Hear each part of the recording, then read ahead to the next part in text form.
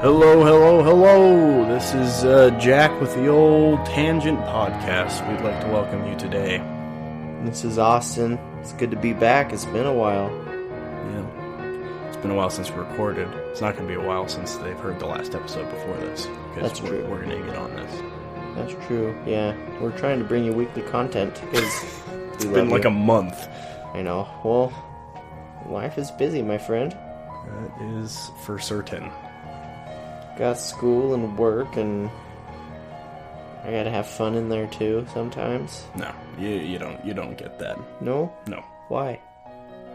Because you need to be working on this. Okay. That is your fun. Our fun is your fun, because we know this is fun for you too. Right? Right, yeah. Yeah. It is fun. This isn't on all the way and it's bothering me. I was trying to press it up quietly and it didn't work. That was the weirdest thing. Well, I didn't want to make noise by just shoving it out on my microphone. Too late. Okay. Before we get started, I wanna start out with a shout out. I forgot to even tell Austin this. A buddy from mine I went through all of grade school with. One of my best friends growing up. He donated to the Do Fund. Woo! A fairly substantial amount compared to the rest. He gave us a whole $5. Are you serious? Dead No serious. Way. And his name is Stone, and I want to say, Stone, you are number one. Stone. Yep. And I love you so much, buddy. We gotta hang soon. Thanks, Stone. Yes. He's a stone cold fox. Is that a good thing or a bad thing? That's a good thing. Is it? Except that's what you say to a hot girl. So he's not a stone cold Isn't fox. stone I don't know. cold? Maybe he is. Doesn't stone cold mean something bad? Stone cold fox. That's what you say. Girls super pretty. Like a stone Dude, cold she's heart. A stone cold fox. I don't know. It's the only thing I could think of that was good with the word stone in it. And now he's gonna think I'm super weird if I ever meet him, but that's alright. Yeah, well, shout out to Stone. Thanks for the $5, man. Thanks, Stone. You provided our tonight's drink, which we are going to start up right now, but neither of us know what it is. Blind taste test. I made a $30 purchase of energy drinks. So, I mean, I know which ones I bought, but I have no idea what they are because I've never had any of them. That's why I bought them. And I don't know which ones I just pulled out of the fridge just now. Right, well, let's get on this. We closing our eyes and trying it then, so we don't know what the flavor is? Yep, you got to keep your eyes closed. Okay. All right, close your eyes for me. Eyes are closed. I'm not looking either. Hold on, let me grab them. This is going to sound weird because I'm going to move away from the mic. All right, reach out. A little further. Okay, I have the can. All right. Okay, eyes closed. Okay. Find the lid. What was that thing even called? The tab? The Twingie? The Twingie, yes. Find the All right, Twingie. I found mine. Here. All right, you ready? What a sound. 3, 2, 1. Whoa. All right. Tell me what it is without looking. That is... I'm trying to think of a color, because that's how I identify flavor. It's definitely a shade of red. You think? Oh, yeah. I think it's... I'm getting strawberry. Mm. No, I'm going to say it's strawberry. I could see... I don't know, dude. I have no idea. I'm terrible at this. You gotta give me a guess.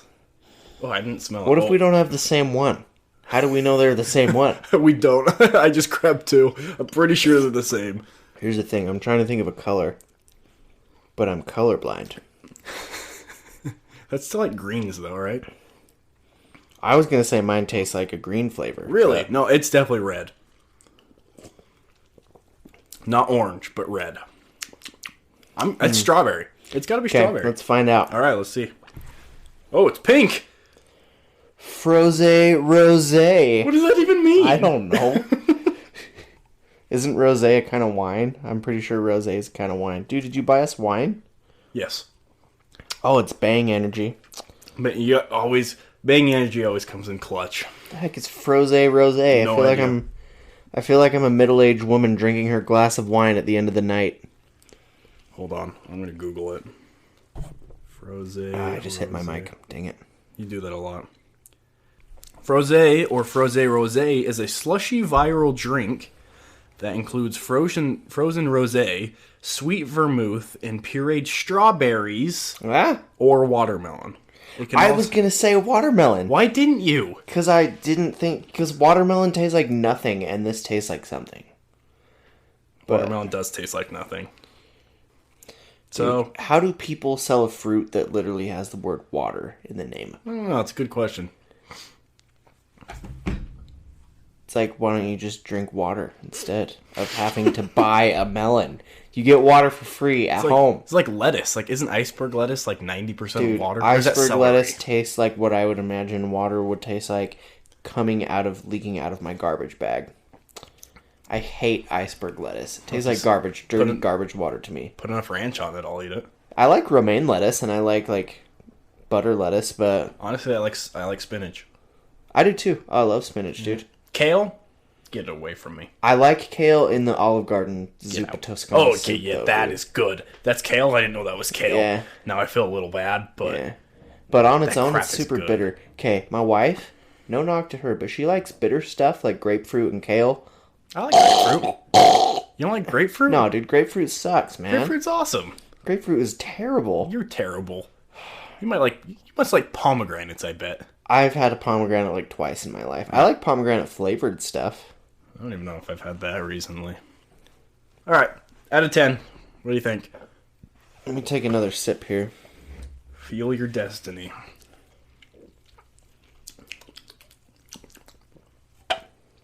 It's good. It's nothing special.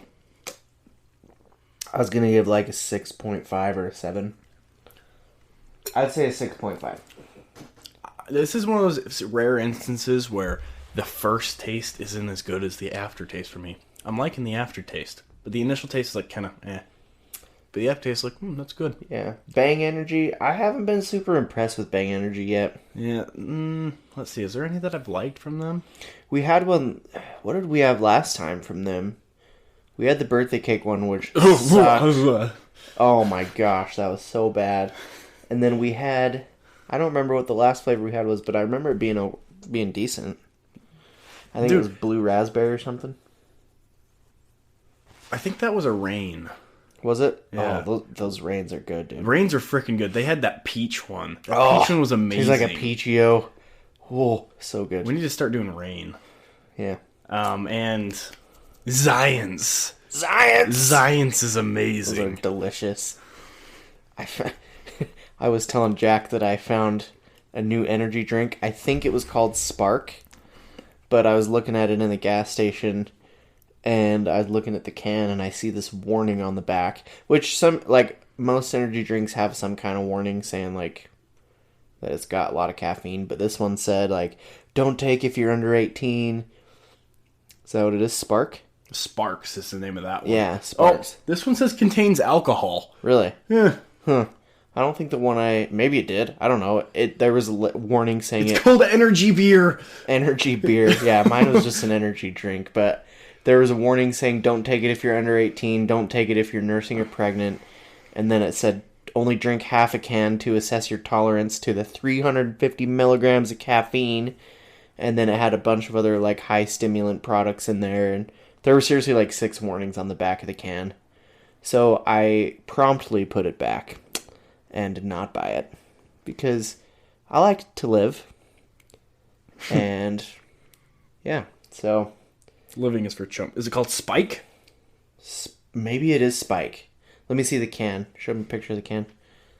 Yeah, it's Spike, I think. Yeah. Spike Hardcore Energy. Yep. It says right up front in big letters, read entire label before drinking.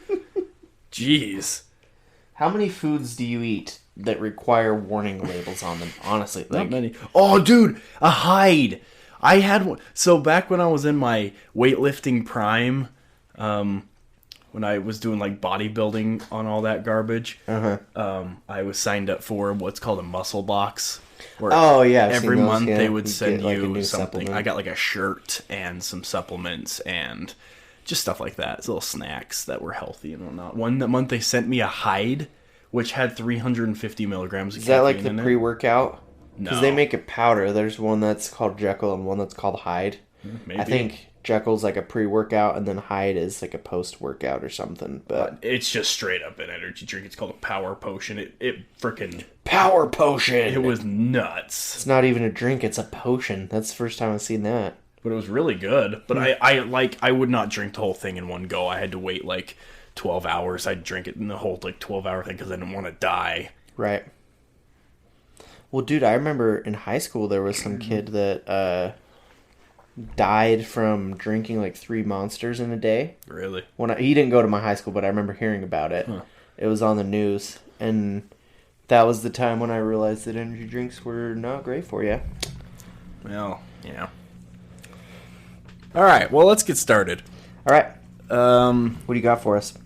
Or are we doing... Let's do space news first. All right, what do you got for us? I got some space news. So this is kind of cool. You're kind of cool. Thanks, pal. Yeah. So apparently there are photos that show evidence of life on Mars, which people have been debating for a long time. These photos show, according to a scientist named William Ramoser, who's a professor emeritus from Ohio State, these photos show insect and reptile-like creatures that are like fossilized and living. He said he's seen both fossils and living creatures. Is this like on the Mars rover? Yeah, from the Mars rover, Okay. the Curiosity rover. So he said they're pretty, like, to me, they just look like rocks. But he's this crazy good entomologist, which study of bugs and insects. So he says that they have the same shape as bees and ants. So he can tell distinctly that there's like a thorax, a head, No way. like complex eyes, wings, legs. And he's got a couple pictures on here that are, I mean, if you're looking at it and you look at it with the diagram where it shows you like here's the leg and here's the eye, here's the abdomen, like yeah, you can see it and it looks like a bug. But if I were just looking at it, I don't know that I would identify it as that. I'm trying to find a picture of it. But maybe too, a trained entomologist, like that's crazy that he was able to pick that just out of these pictures, because it literally shows just this picture of the Curiosity. You can see like the tire tracks, and you can just see like the flat ground of Mars, and there's this dark black rock looking thing in the top left, and then it's got a zoomed in picture of it, and he draws this diagram on it of what the parts of the body of this creature are. But he says he's seen both fossilized creatures and live creatures from what he can identify, which is crazy because up to this point, every claim that we've like found life on Mars or evidence of life on Mars is like bacteria, like simple bacteria or just simple like single cell organisms. So if there really is like a full That Are you looking at what picture are you looking at? little diagram? Yeah, that's the That one. looks like an insanely blurry picture of Right. a rock. Right? It kind of looks like one of those dung beetles with the huge horn nose. I don't even see the that, front. dude. But yeah, I mean, it's crazy that he can get, I feel like it could be a stretch, obviously. Like, he's taking a picture of something incredibly blurry and saying, oh, this is totally a bug. Like, Yeah.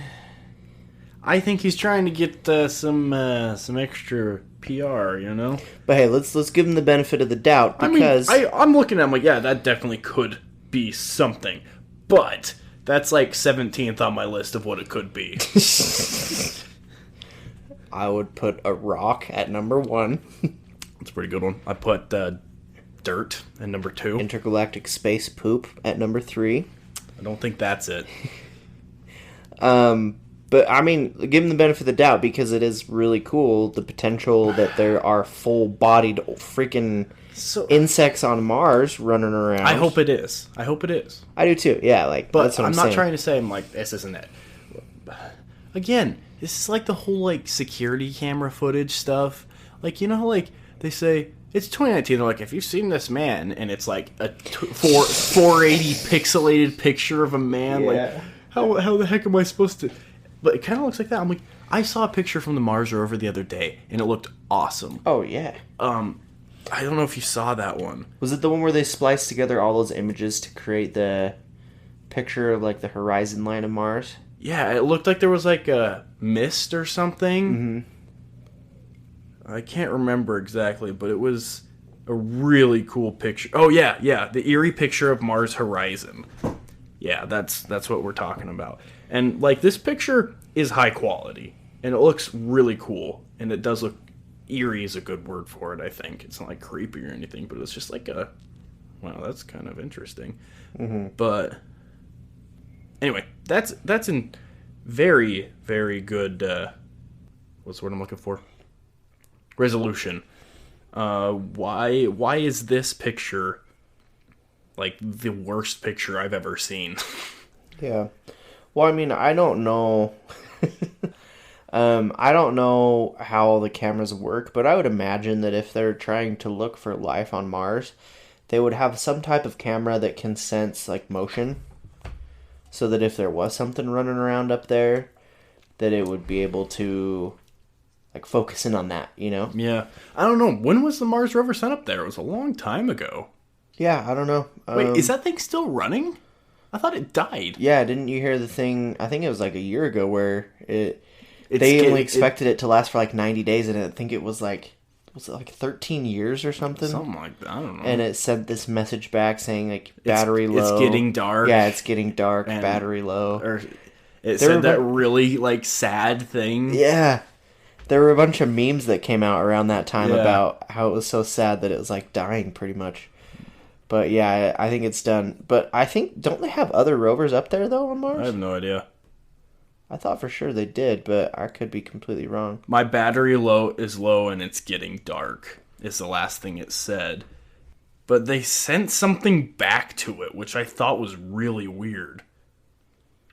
They sent the song I'll Be Seeing You by Billie Holiday to the Mars rover, which is kind of weird.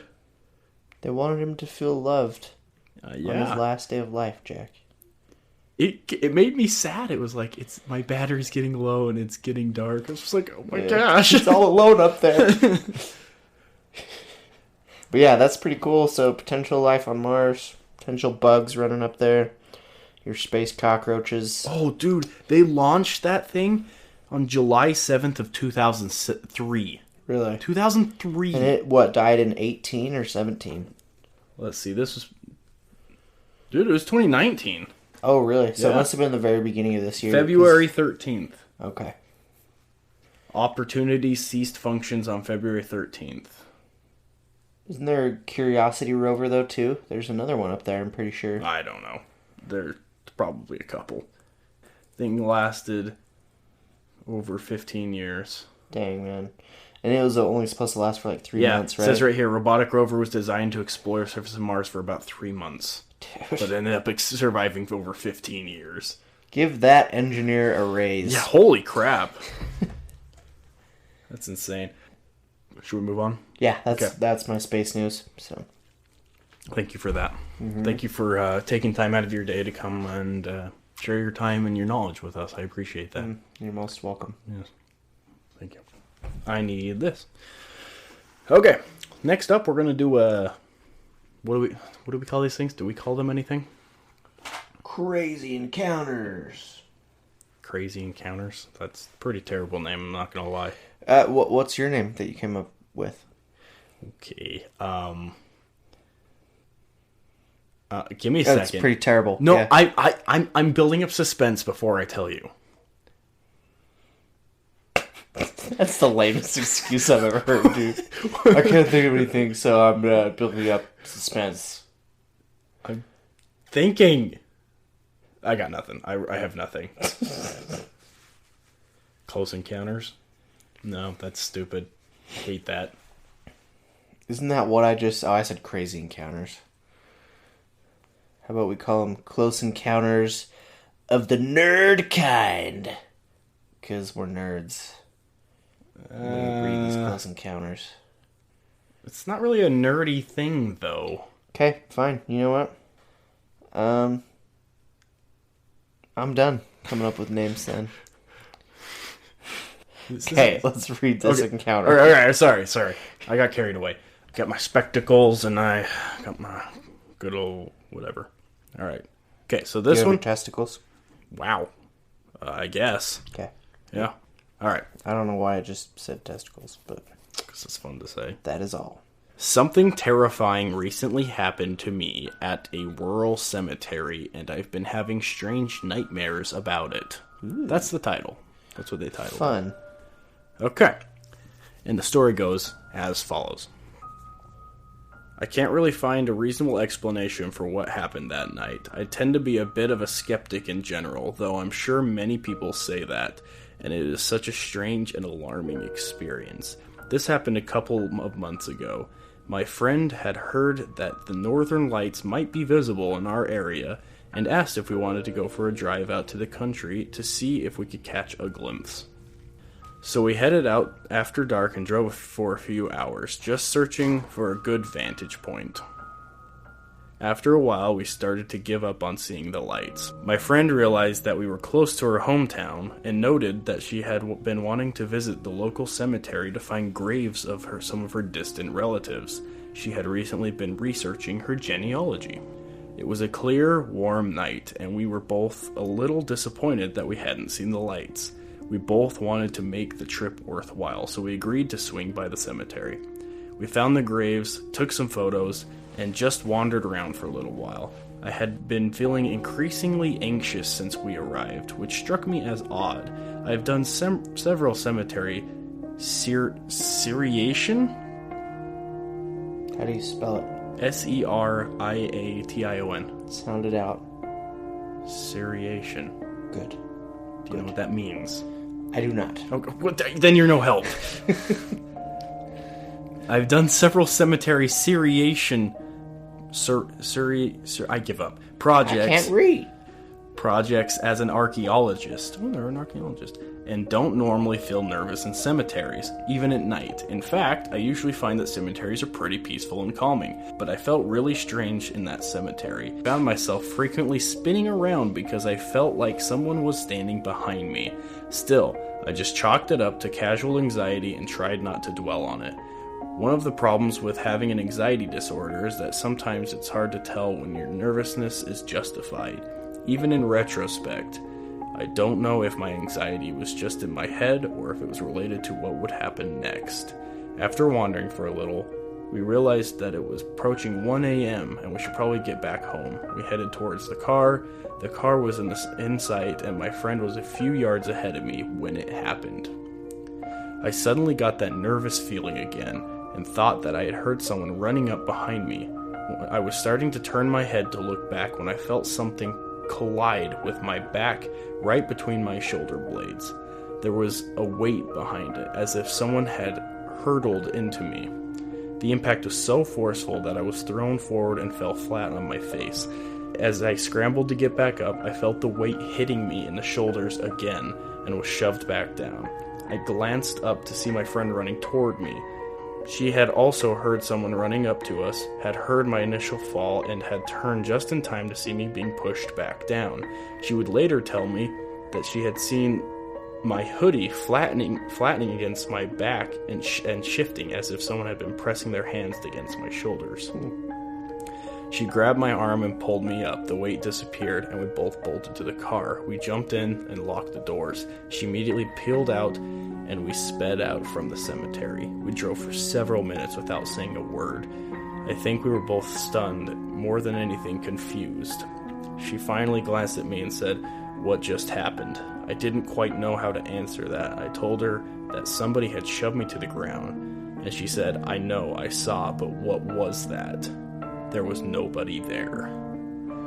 We tried to come up with a rational explanation, but none of them made any sense. Had someone ambushed me and then bolted? Definitely not. We would have seen them. Had I tripped? No, I had definitely felt something push me, and my friend had seen me being shoved back down. Had it been the wind? Not possible. There hasn't been so much as a breeze that night. If there had been some freak gust of wind, it would have hit my friend too. We couldn't just explain it. Neither of us had seen anything there. Whatever pushed me twice hadn't been visible. As the adrenaline faded, I noticed something else. My back hurt, right between the shoulder blades, right where I had felt the impact. I could feel a sort of stinging, prickly sensation. It felt like my back had been brushed up against stinging nettles? Nettle. Nettle, thank you. I mentioned this to my friend. She insisted on pulling over and looking at my back. She switched the hood light on and pulled the collar of my hoodie to look down. I heard her mutter, "What the F?" She took the photo of my back and showed it to me. The skin between my shoulders was reddened. And several blisters had started to appear. They later swelled up and popped. It was as if I'd gotten a sunburn or a chemical burn. There weren't any scratches or anything. It was a subtle mark, but it was clearly there. We couldn't explain how I had gotten burned. I hadn't touched my back, I hadn't rubbed up against anything, and it hurt. It continued to sting for several days. And they attached a photo. There's definitely red marks there. Was that the end of this story?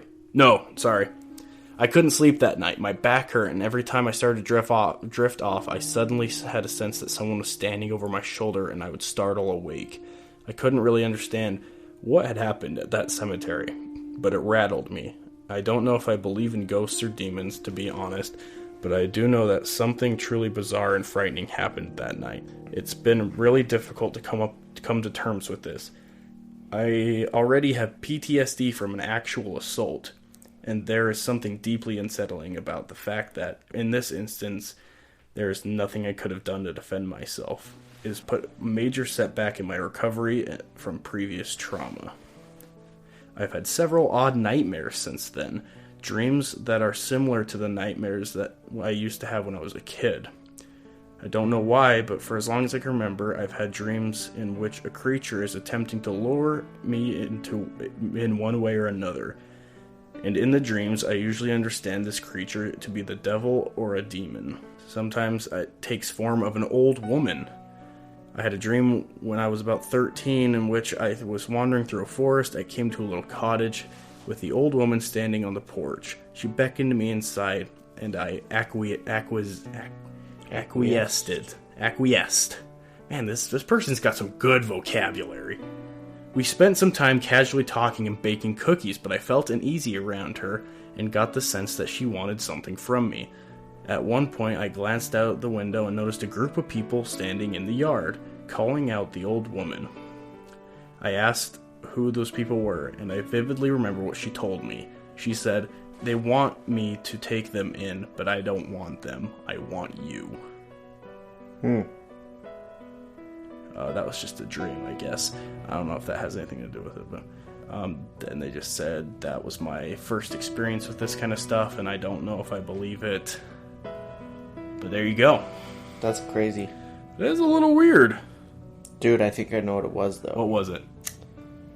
Remember last episode? That jogger that kept getting hit by cars every day? It was that dude. Just all pissed off running down the road. Girl gets in his way, pushes her right down. That's gotta be it. Was That's that it. the last episode? A couple episodes ago. I don't know. I just Which remember. episode was that with? Colorado? Yeah, that's right. That was Colorado. I think that was our haunted last highway. episode. Yeah. Yeah. It's the dead jogger, man. It's a dead jogger. Keeps getting hit by that car for eternity. He was just irritated, and this girl As soon as happened to get in his way. He just wasn't having it. It's like, get out of my way. Well, I guess it never said where they were from. Pretty sure it was a girl that wrote that. Yeah, that's a crazy story, though. That is nuts. The creepiest thing to me is paranormal stuff that has physical consequences, like blisters on her back. Right, Or yeah, like- no, absolutely. What the heck? I remember this girl that used to babysit me when I was a kid, and she told us these stories of she would have these, like, terrible nightmares where she was getting, like, slashed by somebody or something. Jeez. And she would get, like, slashed in the back, and the person would slash an X in her back, and she would wake up and she'd have, like, a perfect red X, like, scratch, like, red mark on her back that was, like, a perfect X of, That's like, terrifying. what happened in her dream. But she'd get it all the time. She'd get them, like, on her arms or, like, her stomach. Dude, I had something happen to me like that the other day. It's the first time anything like this has ever happened to me. I rarely remember my dreams. Like, ever. Like, it's like once a month. And then I usually forget it after like an hour. But just a few days ago, I remember in my dream I had accidentally like walked into a corner of a table and it hit like my pelvic bone, I guess, like kind of by my hip, Yeah. and it hurt so bad, like in the dream. And then I remember things happening after the dream. It went on for a little while, and then I woke up. And the very first thing I noticed when I woke up was right there. That exact spot hurt like crazy. Oh, It was like, and I weird. was like, I wasn't even like in pain, like I was, but that wasn't what was going through my mind. I was just like, what the heck just happened? And then like, I went and like looked down at it in the spot and there was nothing there. And I was just like, what in the world? And then like I waited 30 seconds and it was gone. Like there was no mark or anything. And after 30 seconds, I couldn't feel it at all. Weird. I was just, like, I remember Googling all day that day. I was just like, can, being hurt in your dream affect you in real life kind of thing? Like, and I couldn't get any actual answers, and I was too lazy to actually keep reading. But Yeah. it was one of the craziest things that's ever happened to me. And because I lead a pretty boring life, obviously, but That's weird, man. well, yep, that's our creepiness encounter of the day. Nice. Thank you for sharing that with us, person. Yeah. That was a good one. It was. Share your encounters with us, guys. We would like to share Tangent them. Podcast at Outlook.com. I think we had to change the password again. Tangentpodcast@outlook.com. We're on Instagram at RealTangentPod. And then, we're on Twitter at, I think on Twitter it's Podcast Tangent. I have never logged And into then, that Twitter. So it's Podcast Tangent. I'll leave you to that. And then Real Tangent Pod on Instagram, tangentpodcast@outlook.com. And then email us for Jack's email if you want to send a written letter. No, what? No, I told you don't do that. I'm just going to give your phone number out one day on the podcast so people can text you. I will hurt You know what we should do? We should get a phone number specifically for the podcast so people can call in. Why? Live Call show. my phone. I don't give a crap. Facebook dating is here. Facebook dating? Is that like Tinder? I just opened up Facebook to go check on our pages. And it's right, big ol' right there. Is it trying to tell me something? Get a girlfriend, Jack. Okay. Oh, that freaked me out. Okay. I saw your shoe under the table moving around. Thought it was a huge A spider. Freaked out for a second because I am deathly afraid of spiders. Dude, spiders are straight from Satan. Terrifying. Yeah, no. I won't. I can't do it. Can't do spiders, dude. Can't either, dude. Living in a basement apartment in my house we have lots of spiders there, and I hate it. I hate you. Wow. Give me one good reason why you hate me. You sold your PC. I did. See, I hate myself for that, though. Like, yeah, I sold my custom computer today. It was a sad day.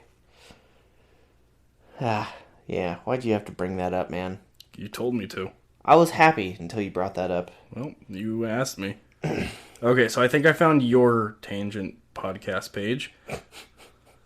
Okay, so I gotta go find mine and delete it. I didn't realize you were still looking for that. It's weird, dude. There's more than one. But yeah, let's get moving on. We will post, our handles and whatnot in the thing, and we'll post pictures and a short summary of what we're talking about in this episode when we post it, along with every other episode we will attempt to do so. I did that, but it went to the one page that no one actually follows, so not my problem. I will post because I don't know. I'm an IT major, but I can't figure out Facebook for the life of me. How do I just delete this page? Like, just go away. All right, well, what are we talking about today? We're going to move on. This is an interesting one. The Philadelphia experiment. And it is crazy. So this is going to be like a two-parter episode. We'll call it, a two-part continuation. A mini-series. So, because it's not just the Philadelphia experiment we want to talk about. There's so much more that is just linked with it. We're just going to start with the Philadelphia experiment. I'm sure a lot of you heard of it. They made a movie out of it. I think I saw the movie a long time ago. Have you seen the movie? I have not. I don't know anything about it, but it's been a long time. But Is it just called the Philadelphia experiment? Yep. So yeah, we're going to start out with the Philadelphia experiment, which in our next episode we will transition to the after effects of that, which is called the Montauk experiment or Camp Hero Air Force Base, also known as the inspiration for Stranger Things. So that one will be fun. But starting off with the Philadelphia experiment, this took place in 1943, right in the midst of World War II. Tensions were pretty high in the country, and at the time, the U.S. was researching technology to make ships not just invisible to radar, but actually invisible completely. Like legit, like disappear. Yes. And my question is, when you were researching, I couldn't find out if they meant like the thing straight up just disappeared and wasn't there, or if it was invisible. Like, can I still touch it? See, that they say invisible, but then they also say it went like traveled through time. Yeah, we'll get there. So that would probably be why it's invisible. Spoiler alert. Yeah, there's a lot of stuff. There's so much stuff to go off with this one that, reading through it's pretty heavy to like read through it all and like get it organized into a good episode because there's just so much to go off with this one. But yeah, so basically the premise is there was this ship called the USS Eldridge, which was a big destroyer. And this was in the 40s? Yeah, 1943 was when this happened. So this ship was docked at Philadelphia Naval Base. And so the U.S. again was researching, this technology to make their ships invisible. And obviously that'd be a huge advantage in war. Not just invisible to radar, but invisible completely. And so there were these two brothers. There was Duncan Cameron and then his brother Edward Cameron, who were both stationed on the USS Eldridge, and they worked in the control room. So they were in this room that controlled all of the generators that were used to power the Tesla coils, and those coils created electromagnetic fields around the ship that would supposedly help it become invisible. So that's how they were... Was Tesla involved in this? See, I don't know. When did he die? The 40s. Tesla died in the 40s? I think so. So I don't know if he was involved or not. I couldn't find that, but that'd be interesting. And this is clearly all speculation. I've read a few things saying everyone says it's a hoax. But again, this is like every urban legend. Some claim it to be true, some claim it to not be. So take this all with a grain of salt. Right. We read it as if it's true because it's cool. We will always read everything as if it's true. Yeah. But that doesn't change, that fact. Sorry, that was just a disclaimer, whatever. No, you're good. It's important to... I don't want to start getting hate mail by people saying, this didn't happen, they proved it didn't happen. Well it's suck an egg. It's important to be open-minded. No, it's not. Suck an egg. Okay. So, going back, so the ship, they were basically manipulating electromagnetic radiation to try and make the ship invisible. And so these two brothers worked in the control room for these Tesla coils. And where they worked was like... The control room was like the one place on the ship that was pretty heavily shielded from the electromagnetic radiation. They had a bunch of steel layers in there that shielded he and his brother from all this stuff. So apparently they were running these tests, and when they would run these tests and power up these generators, it would like cause just crazy effects on the crew. Like they would all become really nauseous. There were all these terrible like mental side effects, and they would like start to go crazy and have terrible like manic episodes. And so this first experiment took place, it was July 20th, 1943. And so during this first experiment, the ship actually vanished for 15 minutes. So they don't say whether it just vanished from sight or... Let me read something on that. Okay. It also says witnesses described an eerie green-blue glow surrounding the hull of the ship. Then instantaneously and inexplicably, the Eldritch disappeared. Not just invisible to radar, but gone, vanished into thin air. Dang. So, I mean, that's what it says. That's nuts. Yeah, and so they claim there are witnesses in that, too. But, I mean, this isn't the 40s, so... Right. And that's the thing, is there are, like, so many different accounts of this, too, you know, so it's hard to find an exact, like, count. But this is from Duncan Cameron and his brother who were on the ship, so... we got witness corroboration saying it disappeared, and these two guys saying it disappeared as well. So, this first experiment on July 20th, you know, all these side effects are noticed by the crew, and Duncan and his brother are unaffected. And so, they decided to set up a second test, and they knew at that point that the technology still wasn't, like, 100%, and, like, fully ready to go, which, stupid, get it ready to go before you test it. But they decided to test it again on August 12th, so almost a month later. And they wanted to... This test was to obtain complete radar invisibility, and they didn't really want to test, like, optical invisibility with this one. They were just looking for the radar invisibility. And so a few days before this test, there were witness reports that said that 3 UFOs appeared over the ship. It was about 6 days before, so that would have been August 6th. Happy birthday to my dad on August 6th, by the way. Shout out to him. He's great. Does he listen? Probably not. It's okay, my parents don't listen either. Doesn't your mom listen? She follows us on, like, all our social pages. Yeah, I think she listened to, like, 3 episodes. What'd she say about it? She said, "You're doing good, honey." But she says that about everything, so... Well, she's your mom. She's got to say that, right? Yeah. I think she said the last one she listened to was... Little Chinese Girl from Canada. Lisa Lam. Yes. Good episode. Yeah. But, yeah. She's very nice about it. My mother supports me, and I love her very much. So, after this second attempt... Or was it the first attempt? I don't know. I want to say something that just came to light.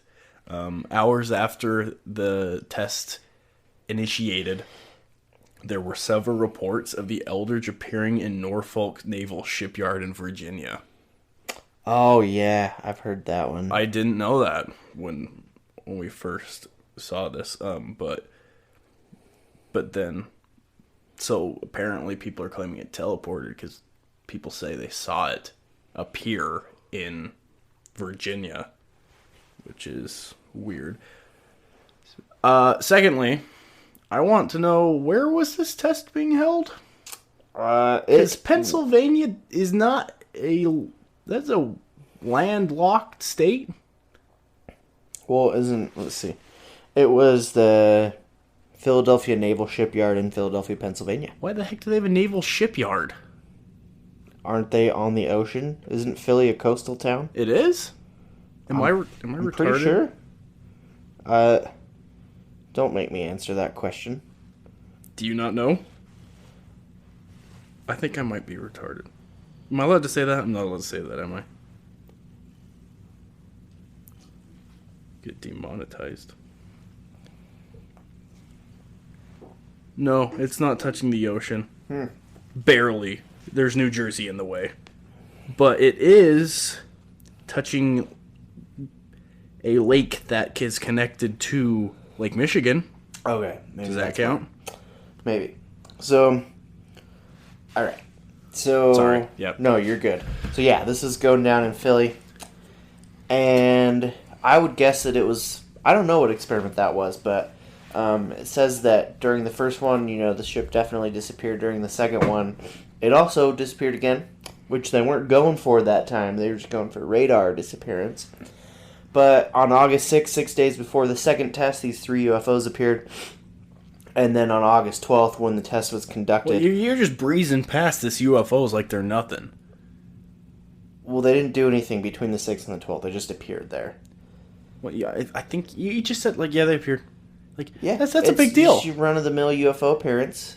Okay, so you never seen let's a UFO, slow down Jack? a little bit. No! It's crazy, let me tell you. I know, you have told me. Dude, I still cannot believe that I saw a freaking UFO. It was nuts. There's a reason I titled that episode Austin is Crazy. Oh, I fully embrace that I am crazy, but can't deny what I saw, man. Well, at least you're holding to it. Okay, so these crazy UFOs appeared. No, you don't have to say crazy. 3 days before, You're overdoing 6 days it. before the test, and it was nuts, and oh no. Okay, so UFOs just appeared? They just appeared, yeah. Did they stay there for the next 6 days or whatever? Doesn't specify. You don't specify. I don't specify because Did anyone else neither see does these the story. UFOs? You're asking questions that I don't have the answers to, my friend. I'm sorry. You need to do better. But they appeared 6 days before, and then on the test day they appeared again. And one of them, so here's the crazy thing. So these UFOs come 6 days before test day, they get there, and one of them is sucked through the resulting hole in the space-time continuum that the ship made when it disappeared. So That was my suck noise. Was it? Yeah, sorry. That was a good suck noise. Thank you. I would imagine that's exactly what it sounded like when that UFO got sucked through space-time. Yep, exactly. And when it did get sucked through space-time, it ended up underground at the Montauk base in 1983. Jeez. So the UFO traveled through the future to the Montauk base, which at the time during World War II was an Army defense base. So in Montauk, New York. And so, we'll get a lot more into Montauk later. Yeah, that's the next. So, how big was the ship? It's a big ship, right? It's a destroyer, so it's pretty big. And it fit in a basement? No, the UFO did. Oh, sorry. The ship was Yeah. So, the two brothers who were in the control room at this time, they weren't really affected by the radiation like the crew was, because the crew again was affected, like getting all sick and nauseous and having all these manic episodes. And the brothers noticed this, and they noticed all this crazy stuff going on the ship as well. And they thought the best thing to do would be to jump off the ship, which, by the way, smart. Not really. I don't know. I mean, I can kind of believe why that would be a good idea. But you're in this shielded room. I don't think they knew they were in the shielded room. Yeah, that's valid, actually. I don't know that they did either. Valid. But they jump off the ship, and they jump into the time portal. And they both get transported to 1983 in the Montauk base as well. And so what happens when they get there is all these scientists in the Montauk base, they come up to them and say, hey, you need to go back and stop the whole Eldridge test from happening, the second one, because it causes all these problems. You have to stop it. So then they go back through the time portal, back to the Eldridge base, or back to the USS Eldridge. And when they get there, Duncan Cameron ends up somehow going back through the time portal again to 1983, but his brother Edward is left on the ship. Again? Yes. So they travel. Duncan travels through it twice. Edward goes through it just once and back. It's kind of a confusing story. There's a lot to it. But so Edward is back in 1943 on the ship. Duncan is back again in 1983 at the Montauk base. And when Duncan... So, they make it... He makes it back again. So did they tell him the first time or the second time he was there that he needs to stop it? It was the first time, It was the first time. He and his brother go the first time, and the scientists are like, you need to go back, and you need to stop it from happening. So they say, the scientists tell him, go back when this, before this happens, cut as many wires as you can, destroy the generators, do whatever you can to stop it. So they go back. His brother Edward goes back and successfully stays there, but somehow Duncan ends up going back and then going back again to 1983 and gets stuck in 1983. Dang. So now he's stuck in 1983 and starts to age extremely quickly to the point where he's dying of extreme aging. Time's trying to catch up to him? Yeah, I guess time's trying to catch up to him, and so he's basically dying. And so what happens is This is where it gets really crazy. So, and this is where my brain starts to get confused with the whole thing as well. But so, so Duncan is back in 1983, and he's dying. So what they do is the scientists at the Montauk base in 1983 go back in time to Duncan's father, and they say, "Hey, we need help saving your son's life. This is the situation. To save his life, we need you to have another son, and then we're going to basically transplant Duncan's adult brain into your new son when he's 12 years old." So they straight up told him all this? yeah. So What a very Duncan's father, government-like thing to do. yeah, I guess. So Duncan's father has another son. They call him Duncan Cameron Jr., which doesn't make sense because they're brothers, technically. Still a junior, I guess. Yeah. I don't know. And then when Duncan Cameron Jr. is 12, I believe that's in 1960. Let's see. I don't remember. 1963. Yep. So he was born in 1951, and then in 1963, when he's 12, they transferred the old Duncan's mind into this child's body and somehow forced that child out of his consciousness and everything out of the body. So basically killed the kid. Yeah, I don't know how that all works, but somehow they transferred old Duncan's mind into this kid's body. And now this kid has grown up. He is the same Duncan, just grown up in a 12-year-old body. So, kind of crazy. But his brother Edward, so meanwhile, is back on the Eldridge in 1943. And they ran a final test, and it was discovered that, like, all the control equipment on the ship was missing after this test. And so then after that, they abandoned the invisibility experiments for good. There were just too many problems with it. I want to say something about that. Okay. So, after the second one, crew members aboard the ship reported nausea, insanity, and burn marks. What causes all three of those? Nothing. That's weird. Yeah. And apparently, I don't know if you're getting to this later, but they also reported that some of the crew were, let's see, he says, others reported being entirely embedded within the metal structure of the ship, having fallen through floors or walls during the time it was missing. Right. Some claim to have rematerialized inside out.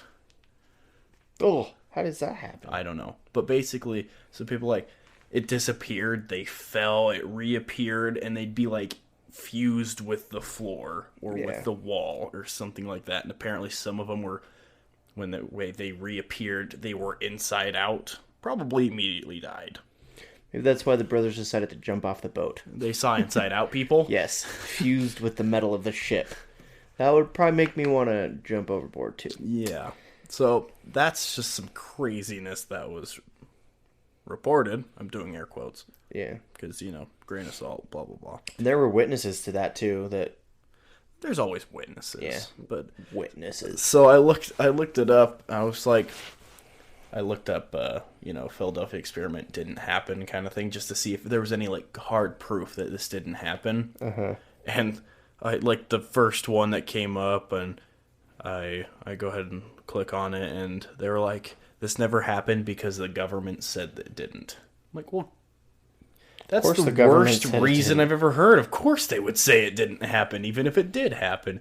But that's like the best reason I could find was there's no proof, and that the government claimed it didn't happen. I was like, so, and I was wondering on that too, does that mean it didn't happen at all? Or just like the success of it didn't happen?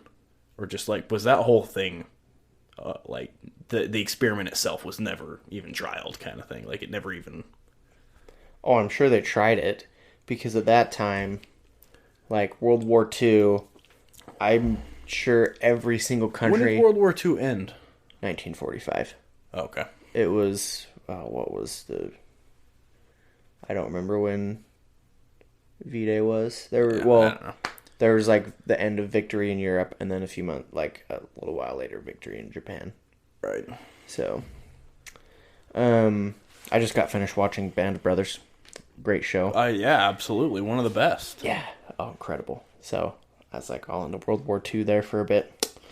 But I'm sure that every country at that time was researching some crazy technology, like all the rumors of the Nazis researching like anti-gravity and... Speaking of which, apparently some Nazi scientists were brought over to the U.S. for this or not this, It was after this, for Montauk. for Montauk, Yes. which maybe could have something to do with the Philadelphia experiment. I don't know. Yeah, I don't know how it'll- time yeah, it'll- travel works.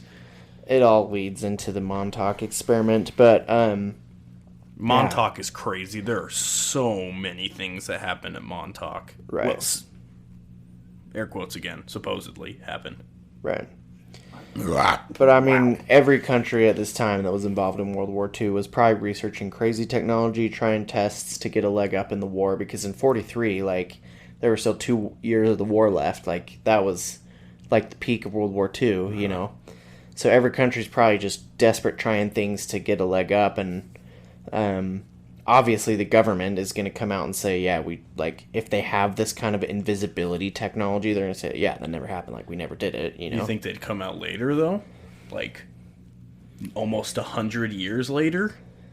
I don't think so, because I mean, even now that technology isn't widespread. Like, we don't know that exists today, you know. That's not something that's possible today in our Right. minds, let alone back then. Right. So, I mean, I still don't think they'd come forward today and say we have this crazy technology that can give anyone an advantage in war, you know?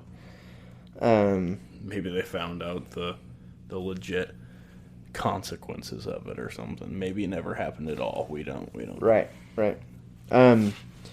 But so yeah, they transport Duncan's mind into his 12-year-old little brother, pretty much. He grows up from then on and becomes an adult again. And his brother Edward, who grew up, so after the whole Philadelphia experiment was kiboshed, he went into devoting his life to studying like free energy and things like that.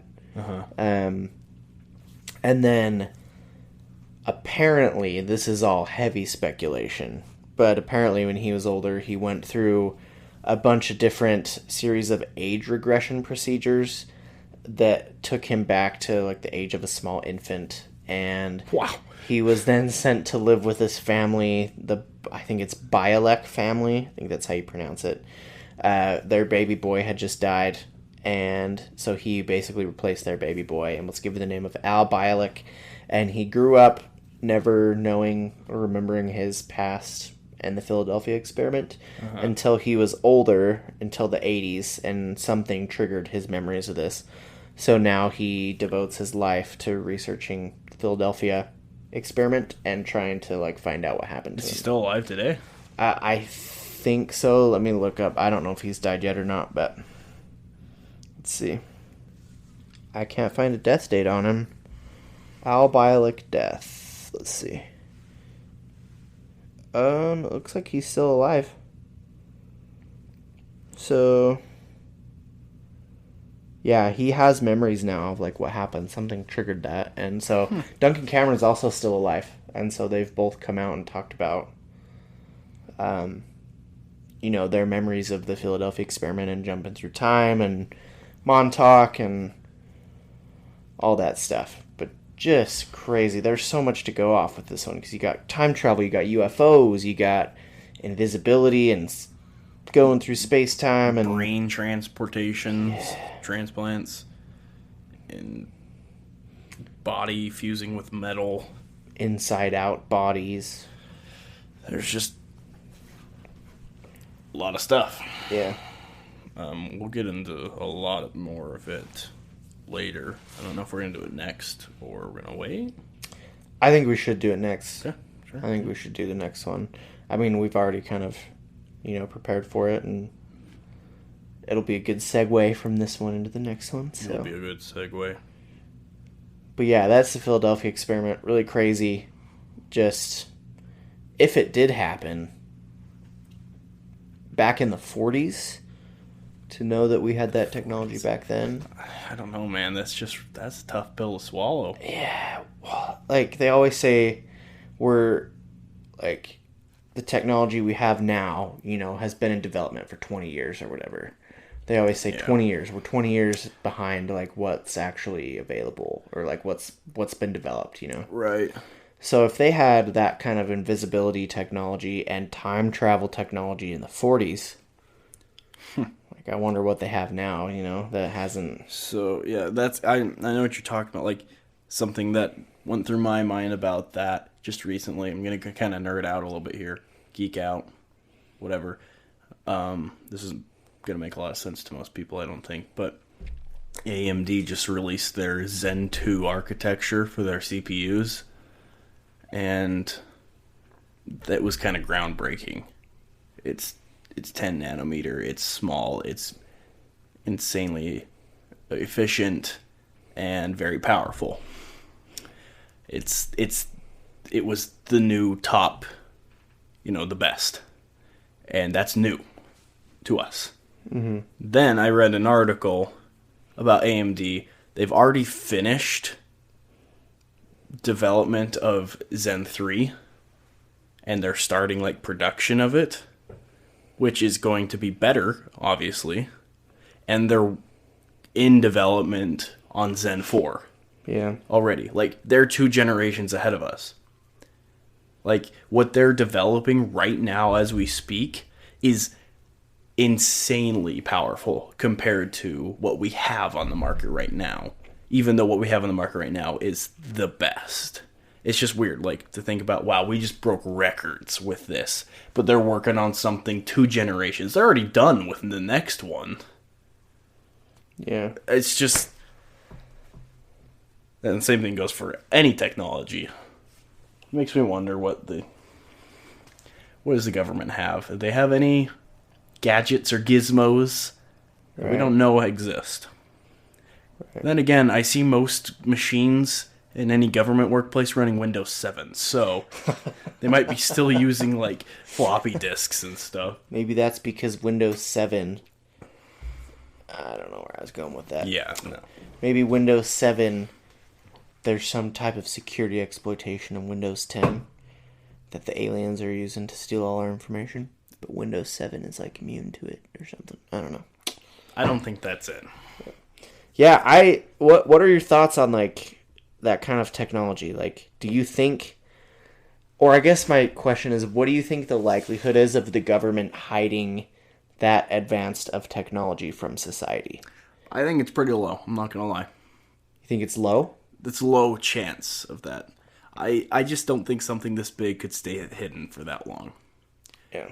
Because, like, I mean, things like, like other things we talked about, ghost stories, or what else have we talked about with... I don't even know what we talk about on this show. But they're small. Small things can be hidden. People don't care about small things. An entire ship, an entire destroyer... disappearing and moving to a different location, that's big. That's really big, literally. Yeah. I just don't think you can keep that hidden. Yeah. Why aren't there more accounts of the Philadelphia experiment? My thought is, like, the whole thing of these guys going forward in time and getting told they need to go back and stop this experiment. Oh, yeah. So, I mean, what if it did exist? What if we did have that technology and then we just stopped developing it? I don't know. Seems like not an American government thing to do. Yeah. But I kind of agree with you, especially in our world. I could see back in, like, the 40s, the government being able to hide it. Right. No, absolutely. But today, where the world is so interconnected and... everything's digital. And everything is digital. And, yeah, like... I don't think there's any way that, like, no one can hide anything now, Everything is digital. Nothing. There are cameras everywhere. There are satellites with cameras that can take crazy detailed pictures anywhere on the Earth. I don't think anyone can hide anything. Heck, we know what's on Mars now. Not just our world. We're getting into other worlds. Intergalactic cockroaches. Your nudes are not safe, Austin. Oh dear. Yeah, no, it's you can't hide something like this in my mind. You can't. I'm not saying it's not possible, because I'm never gonna say that. But I'm saying it's not possible. No, I agree with you though. it's too big. It's low for me. I'm going 3 out of 10. Yeah. I think the whole story is really interesting. I think like my mind goes to the technology, like maybe this totally did happen, but then they just stopped developing it because they found out the danger of it, you know? Right. Well, I mean, if that's the case, what we talk about in the next episode about Montauk doesn't make sense. They know the dangers. Yeah, that's and true. They that's go true. through with it anyway. That's true. Things with the Montauk, I will say, are probably far more likely. Yeah. I guess it gets to a point where it's like you have this this history altering and life altering technology. To what extent do you go and test that? Like, if you have this technology that can change the course of human existence and change everything we know about the universe and how everything works, like, to what extent do you test that? Like, do you test it on humans? Like, do you test it with human life on the line? Or, like, how do you go about developing it, you know? All right. And so, I wonder, it's, like, that's something that needs to be considered as well. And maybe they got to the point where they're like, it's not worth it to test it anymore because of the danger. I don't know. But I'm kind of with you. I don't think right now we have that technology. It would be out if we did. Like, people would know about it. Yeah, with all the leakers and whatnot, you can't keep anything a secret these days. Yeah. Good old Edward Snowden helped us out with that. Salute you, sir. I think he needs a presidential pardon. I don't mean to get political here, but he deserves a presidential pardon. Dude's been hunkered down in Russia since. He did nothing wrong. In their eyes, I'm going tangent. I went off on a tangent. I'm sorry. But yeah, it's a crazy story nonetheless. That's what we're here for, is for crazy stories. Yeah. That we don't know if are true or not. But we enjoy telling them anyway. Let us know what you think about this. You got anything else on this? That was it for Philadelphia. I mean, a lot of it goes into Montauk, so Right. we'll save that for... Everything we've talked about links to Montauk in some way. It's also known as Camp Hero. Yeah. We'll talk about that in the next one. Camp Hero. Sounds like, yeah. Yeah, we talked about this, didn't we? Sounds like a place you go when you're fat as a kid. Like a self-help camp or something. Yeah. It's like to give, like, the kids that feel gross all the time, like, the self-respect they deserve. Dude, this just brought up a memory that I didn't even know I had. Have you seen the movie called Heavyweights?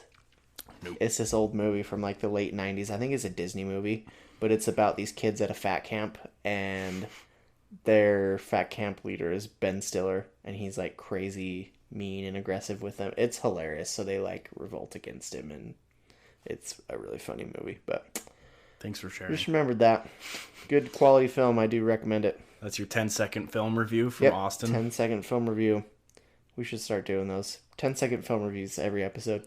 We have too many things that we do every episode. Yeah, that's true. We do. We can do that every other episode. We got our drink. We got our paranormal encounter. We got our space news. We got sometimes tech news. That kind of slipped stuff. that tech news in there. I liked that. I did. The Ryzen or the Zen 3. Oh, that's not really tech news. That's old news, but yeah, the Cybertruck was announced. Oh. You mean the garbage truck, dude? That thing is so ugly. Dude, it looks like a tank. I love it. It's so ugly. Did you see that when they were like debuting it? They broke the windows. Yeah. The unbreakable windows. Yeah. I saw this meme where it was the meme of Elon Musk like smoking a joint on Joe Rogan's show, and then it shows the the Cybertruck, but it's drawn in Microsoft Paint. Yeah. And then it shows him with the blunt, like, with his eyes super wide. It's really funny. But that thing just looks so ugly, dude. Yeah, it's interesting. It seriously looks like something from Minecraft to me. It looks just like a low poly render of a truck. Yeah. It's like if you put like your video game on ultra low and drove around in GTA. Yeah. I just don't think of it as a truck. I think of it as a tank, and I like it. Yeah, that's true.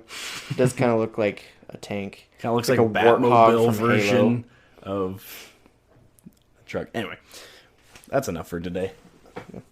Well, yeah, let us know what you guys think about Philadelphia Experiment. We'll go into Montauk on the next episode. And if you have any other details we glassed over here, fill us in and send us your own experiences as well. Anything you guys want to hear. And we will link those handles and emails and all of the things in the description of whatever listening choice you choose to partake in. All of them. We have all of them available. Hey, I was told the other day that someone found us on Apple Podcasts by searching Tangent. Really? Yeah. That's a big development. It is. You used to have to search by episode name. It's like terrible. You had to be ultra specific for it to show up. They said they great. searched Tangent Podcast and it popped up. Nice. We're moving up in the ranks. Nice. Share with your friends, please. I had a dad joke I wanted to tell you. That's another thing we do almost every episode. Yeah. What do you got? If a cowboy dies and comes back to life again, is that called reincarnation? What is wrong with you? That really eased my ha. I got another one for you. Oh, great. What do you call a killer with two butts? I got nothing. An assassin. You weirdo. Get it? Yeah, I got it, yeah. Yes, I got it. Yeah. It's funny. You're funny. I know. All right, thank you for listening. We love you guys. I don't know where I was going with that. Yeah, we love you. You're great. Yeah, share with your friends. Let us know what you'd like to hear. We are going to go do this live podcast. Live. I don't know if that's the right word. On location. On location. Yes, I like that. Field trip to a supposed haunted area. It's going to be fun. Yeah. But we keep having time conflicts and the such. Well, school's over during the next full moon, so that'll be great. That's true. And I don't know what day of the week it is, but that doesn't matter. I think it's a Thursday. You're a Thursday. Ugh, but we're going to have fun with that. We want you to share it with your friends. Please go ahead and give us a rating. That's a thing, right? Yeah, drop us a Bookmark review. Bookmark. Subscribe. Yeah, like and subscribe. That helps us out. You sound like a YouTuber. People always say that. Subscribe. It helps us out. So, we'll be cliche and say subscribe because it helps us out. It does. It really does. And donate to the Do Fund like our friends Stone and Chris, who have been our first donors. We salute you. And help us get cool, weird beverages to try on the show. Yeah, we might have to switch to something else. Bang's really struggling recently. Yeah, I don't love it. We need to go back to Giants. Yeah, we do. Or, maybe something new no one's ever heard of. We'll get a sponsor. dude, we should try, what's that, Spark? I don't know if I want to. We'll try it, and it will be the most wild show we've ever done. Dude, I'm so paranoid now. Every time I see, like, life light or a helicopter at night with the big lights, I'm like, happening. it's coming, it's happening. Yep, I'm getting abducted. And then it just flies overhead, and I watch it for, like, 20 seconds. I'm like, hey, this is it. I am going to space today. And then it's life flight every time. Oh, man. You're a nut job. Yeah, You're gonna it be was that- not Lifeline the first time though. You're gonna be that guy that we read about on the news who woke up butt naked in a field.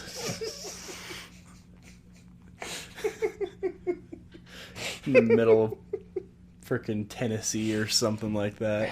Dude, no, that would just take away all my credibility. What credibility do you have? I'm Austin, dude. I have all the credibility in the world. All of it. Wow. All of it. But yeah, this outro is going much longer than expected, but that's why we call it Tangent. Yep. Good night, everybody. Do you have anything else? Nope, that's it. Good night. All right. See ya. Bye.